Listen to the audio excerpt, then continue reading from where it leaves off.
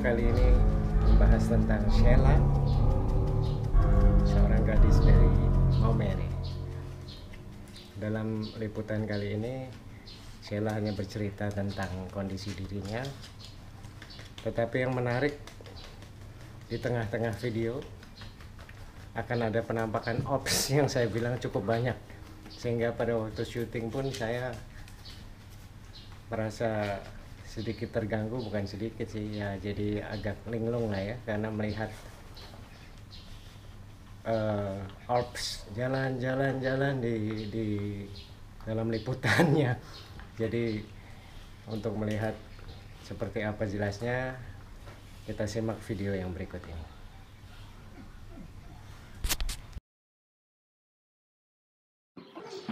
Utusan Tuhan.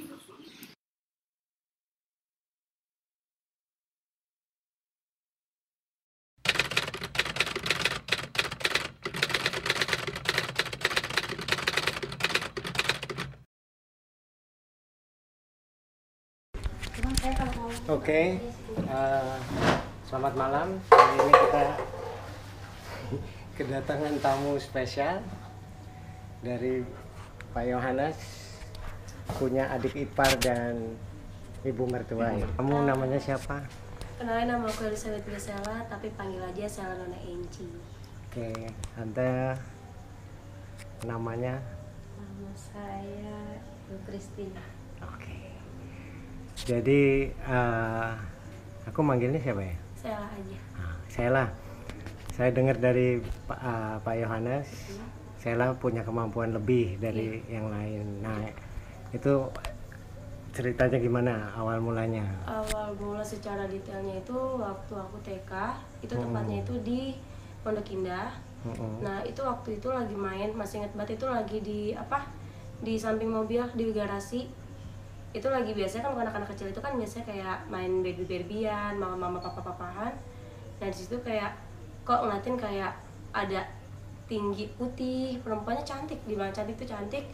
Aku kira itu awalnya kayak tamunya bosnya mama, karena kan setiap hari kan bosnya mama kan kayak ada tamu. Nah, aku bilang sama mama, itu ada tamunya bosnya mama. Nah, terus pas kayak gitu, akhirnya ya udah, pas mama kan mama lagi masak, mama lagi masak, ya udah bentar tunggu. Pas mama lihat ke depan, nggak ada orang. Nah, tapi pas aku lihat itu ada di situ dan tapi dia mama nggak ngeliat. Nah, pas posisi aku lihat lagi, dia udah nggak ada. Tapi pas 2 hari, entah mungkin berapa minggu dia nggak ada, pas lagi main masak-masakan, dia langsung kayak jongkok gitu, "Hi, can I play with you?" gitu, pakai bahasa Inggris. Oh, jadi orang bule. Bukan bule, dia tuh kayak Nippon. Mungkin kalau orang dia. Tapi di sini dia mau nggak mau ngomong Inggris. Iya. Ya. Nah, terus pas kayak gitu, aku bilang, "Tante siapa?" Karena waktu itu posisi aku masih kecil. Umur berapa itu ya? Aku TK waktu itu, tapi kalau Uti itu namanya Uti. Uti itu umurnya mungkin 17 atau 18 tahun. Jadi masih gadis dia. Nah, terus pas kayak gitu, aku Uti gitu. Nah, terus kamu siapa? Aku teman kamu, aku udah lama tuh. Terus pas kayak gitu, ya posisi setiap aku makan, dia tuh selalu datang kalau aku makan mie. Oh gitu. Jadi kalau karena dia orang Nippon itu tadi. Iya, jadi kalau misalnya aku lagi nonton TV, kan aku sambil makan mie kan. Aku sambil makan mie, dia selalu datang, "Boleh nggak aku nyobain mie-nya?" Jadi kalau setiap aku makan, dia tuh kayak aku makan, tapi dia sambil hirup rasanya gitu. Gitu. Nah, sebenarnya udah lama, tapi pas aku dari TK, SD, tapi pas dari SD ke SMP dia udah hilang. Nah, pas aku ke kerjanya mama kan pindah ke orang lain. Itu waktu itu ke mana mah? Yang di Kemang. Ibu siapa? Orang mana? Oh, itu di Ibu Beatrice, Kemang Timur 4. Kemang Timur? Bukan Raya ya? 4 Enggak, ya? Kemang Timur 4. Itu memang yang banjir itu bukan sih? Memang kena banjir juga, tapi dia memang dekat kali. Terus memang itu rumahnya itu cukup besar, cukup luas, terus kebunnya luas ya. Jadi memang banyak pohon-pohon. mungkin dia suka tinggal di situ karena mungkin dia suka ikut aku karena aku memang suka pagi berangkat kerja, sore pulang. Mungkin dia ikut karena memang itu Uti itu tinggal, dia bilang katanya tinggal di tempat kami itu udah lama tinggal di situ, di rumah kami kan di Mampang dekat Loh, Bogor. sebentar. Tadi kan awalnya di Pondok Indah. Iya.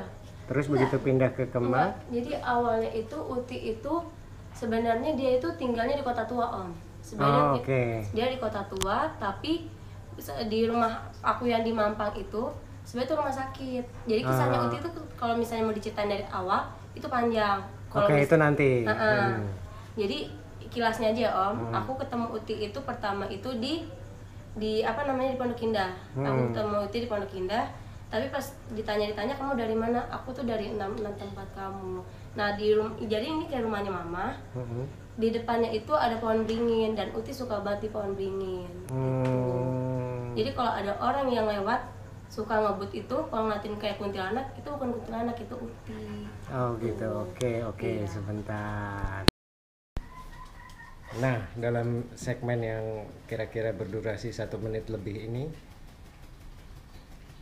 Agans akan melihat betapa banyaknya orbs yang melintas, sehingga Diego alias Utu agak kewalahan. Kita cek yang satu ini. Oke, Sela, tadi itu berarti cerita pertemuan dengan yang Uti. sosok yang bisa dilihat, teman Sela ya, yang bernama Uti. Iya. Selain satu sosok itu, apakah ada yang lain yang Ada. Jadi Uti itu udah kehitungan temen aku yang ke-8. Jadi gawat, Uti 8? Iya, itu aku temennya temen 8. Jadi pertama Uti, kedua Johnson, kedua Melody, ketiga Melody, keempat Michael. Michael itu sosok tanpa kepala. Kelima itu si Jacob itu dia nggak bisa ngomong, dia ganggu. Masih anak-anak. Dan adiknya Belok yang matanya keluar. Dan yang ke-8 itu Lingling. Lingling itu yang kalau kita bisa ngomong memang dia kuntilanak merah. Nah, kuntilanak merah itu sebenarnya tidak boleh dipelihara, tidak boleh ditemani.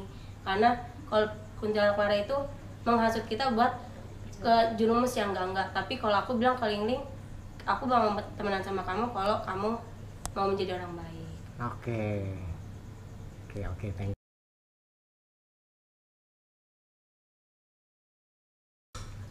Oke, Sela. Sekarang kan tadi Sela udah bilang yang ikut 8. Sekarang aku mau tanya sedikit tentang Uti. Iya. Ya. Boleh. Cerita dari awal, Uti itu dia itu bukan asli Nippon. Dia itu keturunan sama Tionghoa. Dia Chinese sama Nippon. Nah, Uti itu kenapa bisa sampai ke Mampang, dari Kota Tua ke Mampang? Karena Uti dulu punya pacar, itu dia orang Belanda. Oke. Gitu. Nah, sekolahnya Uti itu memang di Kota Tua. Makanya kenapa kalau aku suka ke Kota Tua itu karena Uti yang nyuruh. Sampai Mama bilang, Uti kok minta ke Kota Tua terus tuh ngapain? Karena rumahnya dia di sana dan banyak orang Nippon di sana sebenarnya. Nah, ke intinya aja, jadi Uti itu kenapa bisa meninggal? Uti disiksa sama pribumi. Pribumi itu dalam maksud itu yang orang Indonesia. Karena waktu itu Uti kalau nggak salah Semea ya. Iya, dia Semea. Dia itu kayak ada satu cowok suka sama dia. Tapi Uti bilang, aku nggak suka. Aku udah punya pacar dan pacarnya dia itu tentara. Nah, pacarnya dia itu Air Force, angkatan udara. Dia berteman sama Johnson. Iya, dia berteman sama Johnson. Nah, habis itu ya udah berteman karena cowoknya Uti itu sibuk. Cowoknya Uti menitipkan Uti ke Johnson. Nah, akhirnya dia pulang dijemput. Terus kayak ke sekolah juga dijemput. Akhirnya cowok ini marah. Kenapa kamu mau sama dia sedangkan sama saya enggak? Saya banyak uangnya loh dan saya punya banyak waktu. Nah, habis itu cowok itu bilang, Uti ada cowok kamu namanya perempuan dijemput sama pacarnya sekian lama nggak ketemu, pasti oh serius, oke. Akhirnya ya udah Uti datang, tiba-tiba dia di skap di base camp ya, nggak tahu deh, intinya kayak buat tempat tongkrongan laki-laki. Akhirnya dia diperkosa di situ. Dia jadi kalau mungkin misalnya Om bisa lihat tangannya itu banyak kayak sundutan rokok. Oke. Tangannya ada sundutan rokok, dia digampar, dia disiksa, dia ditarik pakai kayak yang buat tarik tambang. Sampai pakai tali itu. Nah, sampai abis itu dia juga diperkosa. Nah, dia diikat di bangku. Abis itu dia disiram pakai air panas. Dia disiram pakai air panas. Abis itu dia bilang panas. Cowok itu ketawa, dia disiram pakai air dingin. Abis itu dia diperkosa lagi. Abis itu pas endingnya dia kan lari. Cowoknya bilang, kalau kamu lari, kamu lebih bisa siksa. Dia lari. Padahal di situ ada Johnson.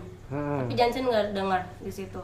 Nah, pas kayak gitu akhirnya dia kemaluannya dia dicongkel sama yang buat tanah. Yang buat tanah dia dicongkel pakai itu. Makanya jadi gimana ya? Dia lari ke rumah. Kan di rumah dulu tuh kayak apa sih? Dia di rumah itu kayak rumah sakit. Rumah sakit. Habis itu dia ditabrak sama cowok itu dari belakang dan di situ ada Johnson. Gitu.